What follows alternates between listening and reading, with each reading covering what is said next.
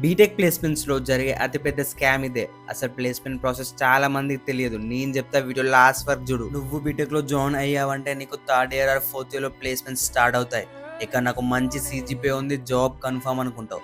But first రౌండ్‌లోనే fail అయ్యే cases majority. Reason ఇక్కడ CGPA ఉంటే సరిపోదు, నీకు స్కిల్స్ కూడా ఉండాలి. ప్లేస్మెంట్ ప్రాసెస్‌లో సీజీపీఏ అనేది జస్ట్ ఒక బ్యారియర్.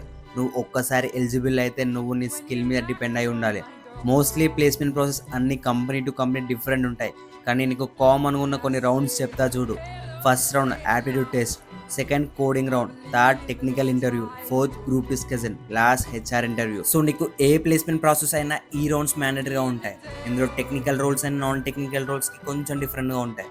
ఇక్కడ ఒక చిన్న ఫ్యాక్ట్ చెప్తా చూడు. ఫర్ ఎగ్జాంపుల్, ఒక కంపెనీకి 100 స్టూడెంట్స్ అప్లై చేశారు. జెన్యున్గా ఎగ్జామ్ రాస్తే 70% యాప్టిట్యూడ్ టెస్ట్లోనే ఫెయిల్ అవుతారు.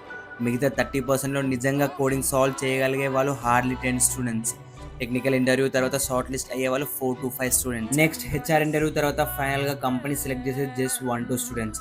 సో ఇక్కడ ఈ కంప్లీట్ ప్లేస్మెంట్ ప్రాసెస్ 1-2 స్టూడెంట్స్ కోసమే. ఇది ఆల్మోస్ట్ అన్ని కాలేజెస్లో ఇదే పరిస్థితి. అండ్ ఈ ప్లేస్మెంట్ ప్రాసెస్ ఎలా ఉంటుందో ఇంకా డీటెయిల్గా ఒక పీడిఎఫ్ చేసి పెట్టా. దానికోసం ఫాలో చేసి ప్లేస్మెంట్ అని కామెంట్ చేయి. అండ్ ఈ వీడియోని బీటెక్ ఫ్రెండ్కి షేర్ చేయి. మనం మళ్ళీ నెక్స్ట్ వీడియోలో కలుద్దాం.